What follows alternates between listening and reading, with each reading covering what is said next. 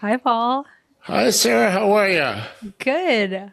Well, I'm hosting today, and Well, just to cue everybody else in, Jacqueline Cobb is not on the pod. She is on the job, but she is not on the pod today. It is me, Sara Willa Ernst, and I'm here with Paul Goldberg. And the reason we're here together is because I wrote the cover story this week, and we thought it would be a really good idea to have a reporter editor conversation. Paul edited the story and went through multiple iterations, and I think the final version really is the one that shined the most. But funny enough, the editing process was kind of chaotic because I lost my voice last week. I don't know if people can hear like the kind of the smokiness of my voice right now. but this is But you're a not lifelong non-smoker, presumably. yes, well, maybe Okay. a couple here or there, but I'm not going to be telling a bunch of We're cancer not going to researchers talk that. about that, but and it But don't have to be tobacco. right. But yeah, I lost my voice. So trying to do an edit over Zoom is incredibly difficult when one person doesn't have a voice. So Paul was like talking to me. I was furiously sending messages over Slack and it was very chaotic, but I think we came to a end result that I'm very happy with. It was a fun story to edit. Yeah. So why don't we go through the stories real quick? I mean, the cover story actually is particularly fun because it's about psilocybin and psychedelic medicine and certain changes at the FDA that are trying to accelerate some of this research and some of the reviews and approvals for these drugs. And specifically, what does that have to do with cancer patients? Could this potentially be a treatment, psychological treatment for cancer patients? And we're going to dig into that, but I'm going to just run through the rest of the headlines. We had two very interesting guest editorials. So Jacqueline and we did some coverage back in March around some of the results around the NHS Gallery trial when it comes to the Grail multi-cancer detection test. We got the press release out. We got some of the high level results, but a lot of our sources were telling us, hey, like, let's just see what's underneath the iceberg. Let's see what the full results are. And at the end of May, early June, the full results came out at ASCO. So we decided to reach out to multiple sources and say, what do you make of this? How do you make sense of this? So we have one guest editorial from some of the folks working on the Vanguard trial at NCI. And we have another guest editorial from some of the folks that are part of something called the Focus Consortium. And so 12 people part of the Focus Consortium wrote a guest editorial. These are also people working on clinical trials related to multi-cancer detection tests. But I think a lot of the people have more clinical experiences working directly with patients that are taking these tests and have that perspective in the guest editorial. Beyond that, Claire Marie Porter wrote another story related to FDA and regulatory news. This one had to do with FDA creating a pathway or clearing a way for a dramatic reduction in animal toxicology studies in cancer. And that has to do with proposed guidance that came out at FDA. And then we have our last story, which is also proposed guidance. And the rulemaking process coming up. And that had to do with some of the proposed rules published by the White House Office of Management and Budget and what that has to do with how federally funded research is structured and what will be acceptable and unacceptable. Some of the folks at Stand Up for Science held a press conference and they're speaking out and they're not in favor of these proposed rules. And there were scientists at the meetings, elected officials, former NIH administrators, and they basically went through the entire 400-page document and they said, what is wrong with it? And the story digs into that. In order to learn more about that story, you're going to have to read it, but we can talk about the cover story on today's podcast. Paul, when I came to you with the psilocybin idea, or when I came to you with my first draft, were you confused? Or you're like, oh, this makes complete sense why this would be related to cancer patients? It, I mean, when you're dealing with issues such as pain and existential issues that cancer patients face, you kind of have to keep an open mind. I was perfectly open to the idea of doing that story, of course. Who am I to judge? Mm-hmm. I was a little miffed about the way it came about, which actually is a part of the story, which is kind of like in civics classes. There is a chapter usually in the book that says how a bill becomes a law, and it has nothing to do with how a bill becomes a law. Just is not, this is how science is done. This is not how science is usually done, which is kind of an interesting part of the story for me when we talk about how this came about. Right. So in April, the White House put out an executive order basically directing FDA to take a look at psychedelic medicine, and it resulted in 3 national priority vouchers, 2 for psilocybin, and then 1 for methylone, which is a stimulant. And how it came about, I mean, there was a press conference around it, and Donald Trump wasn't the only person at the press conference. I think for those of us that listen to podcasts, there was another familiar face, which was Joe Rogan. Joe Rogan of the Joe Rogan Experience, one of the top podcasts on the charts right now. And he was a pretty crucial part to this executive order happening in the first place. Basically, during the press conference, he said, "Yeah, I just shot Donald Trump a text," and he said, "Great, let's do it." I mean, they made it seem like it was as simple as that, but the influence to change federal policy wasn't necessarily coming from an FDA expert panel or from scientific consensus among different scientific institutions. It was coming from a guy who had a couple guests on his podcasts, and they talked about particularly ibogaine and its impact on potentially alcoholism or opioid use disorder. And it seems like there's a pretty clear line between that podcast and then federal policy changing as a result of the executive order. So that's a little bit, yeah. I'm back to that parallel with how a bill becomes a law. Right, yeah. And how it never happens that way. But one thing that they did seem to want to reverse, and probably have reversed, is something that comes from Nixon's war on drugs, which was what stopped all of the psychedelic drugs research in its tracks in the 70s. So in a way, this is a very unscientific way to roll back the scientific kibosh. And this is something, so I got to interview 3 clinical trialists, actually, scientists working specifically with cancer patients and seeing whether or not psilocybin could be an effective treatment for anxiety, depression, demoralization, end-of-life anxiety. And there was concern amongst those specific sources, and that, the full extent of it can be read in the story, but there was definitely a lot of eyebrow raising about how this specific executive order and the national priority vouchers came to be. And there was concern about whether or not the respect or the incorporation of scientific institutions in the process of developing federal policy is being undercut in a lot of ways under this particular administration. Is your head spinning from the pace of health policy news? Are you struggling to figure out what it all means for the cancer community? Find the resources you need on ASCO in Action, the online information hub from the American Society of Clinical Oncology and the Association for Clinical Oncology. ASCO in Action has news and analysis on issues like federal research funding, prior authorization, and reimbursement, and visitors can find ways to get involved in advocacy efforts.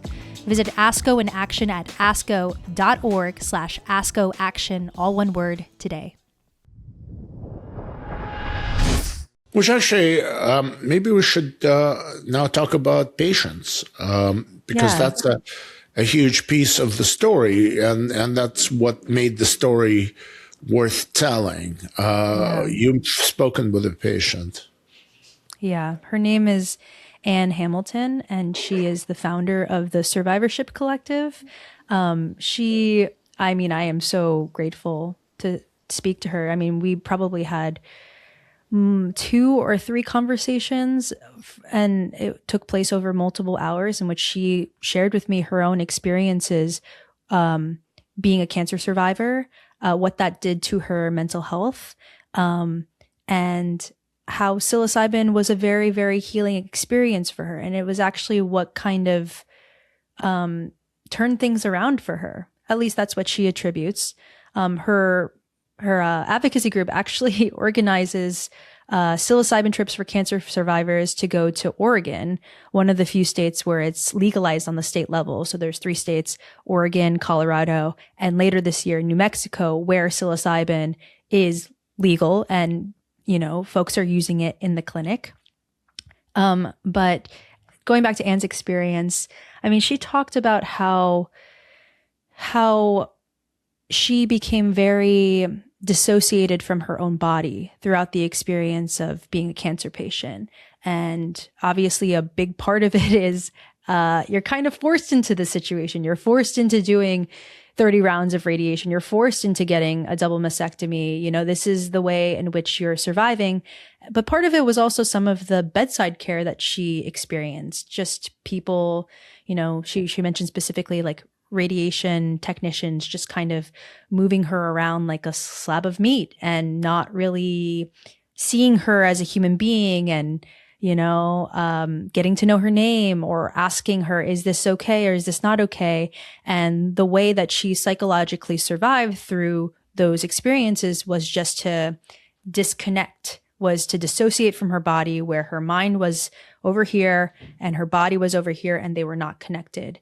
And once you kind of go through the acute period of I need to survive, and you know, enter into survivorship and you try to, you know, live a life maybe with more of an abundance mentality, it doesn't snap back in immediately. That dissociation still exists, and that creeps into, you know, people's interpersonal relationships. In some ways, she actually compared the experience of being a cancer survivor to being a sexual assault survivor, in that you're very dissociated with your body.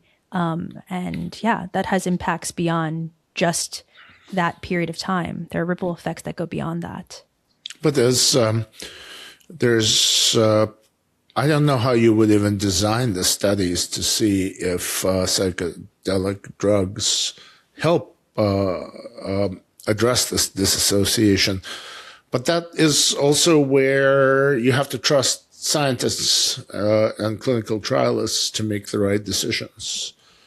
That's I don't know, which is kind of makes you very uneasy about OMB, for example, and its idea of how research should be done.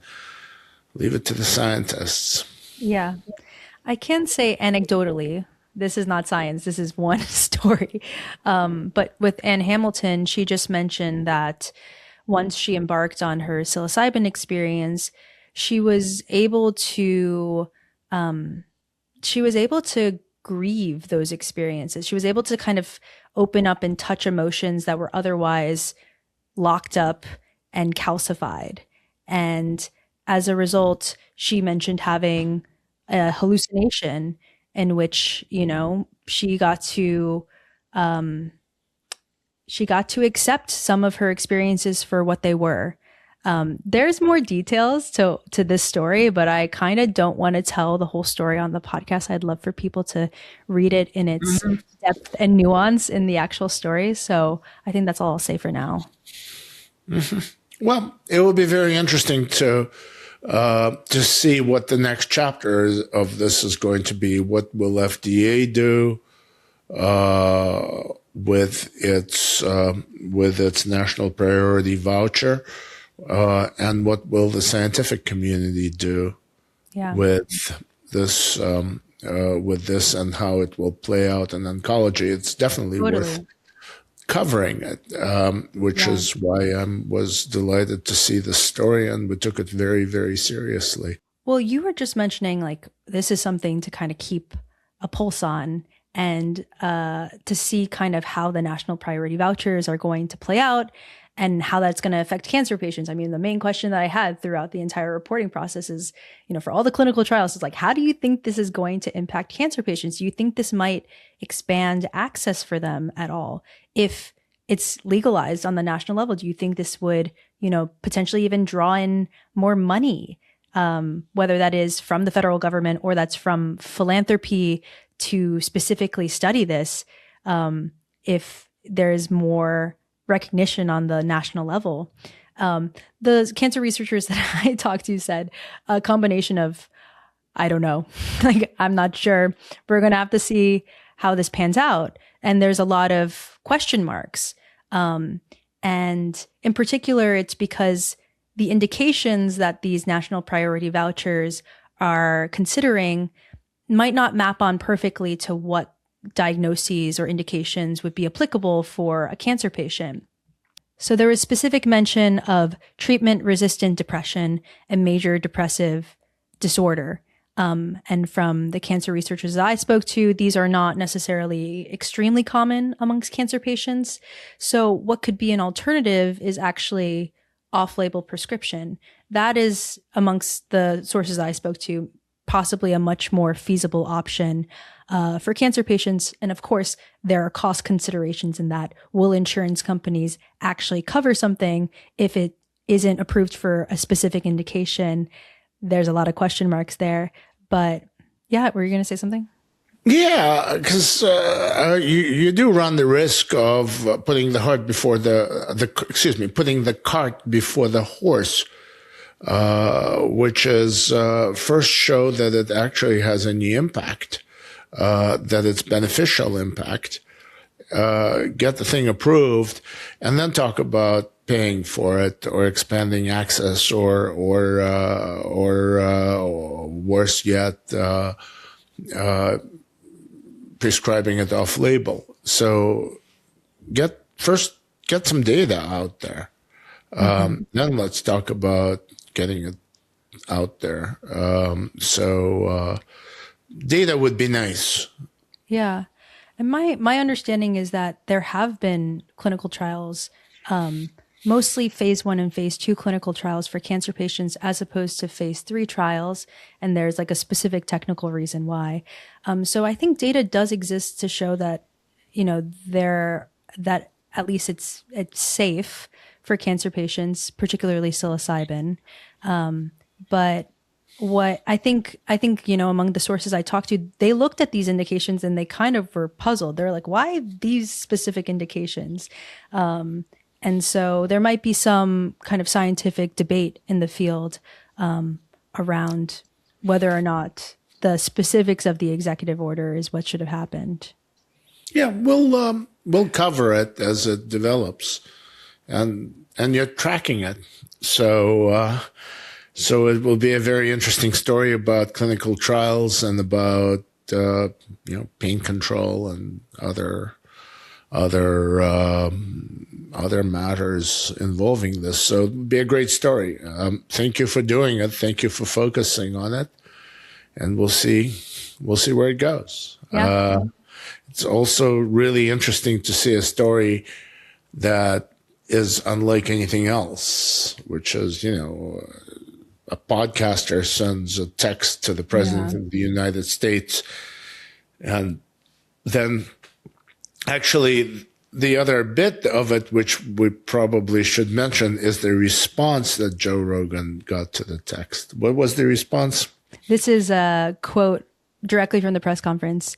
Joe Rogan said, "The text came back," and this is from Donald Trump, "Sounds great. Do you want FDA approval?" And then Joe Rogan says, "It was literally that quick." So now, when the president of the United States can text you saying, "Would you like an FDA approval?" I worry about prescribing, but especially off-label. This thing is not approved, by the way, to say this, and to give credit to FDA right now. That approval has not taken place. So we'll see how it goes. And boy, will we be Yeah. there on top of that one. It's a Yeah. very interesting story. Yeah. So people keep an eye out for any kind of follow-up coverage. Yeah. And yeah. Even in jest, when you say, "Hey, would you like an FDA approval?" Even if Yeah. it's entirely possible that he's being misquoted or quoted out of context. Well, more likely misquoted. But we'll see. Again, It's possible. yeah, it will be very interesting to see what actually happens. Yeah. We'll be keeping a pulse on this. Well, thank you so much, Paul, for being on the pod. Yeah, thank you, Sarah, and thanks for doing that wonderful story. All right. We'll see you next week. See you next week.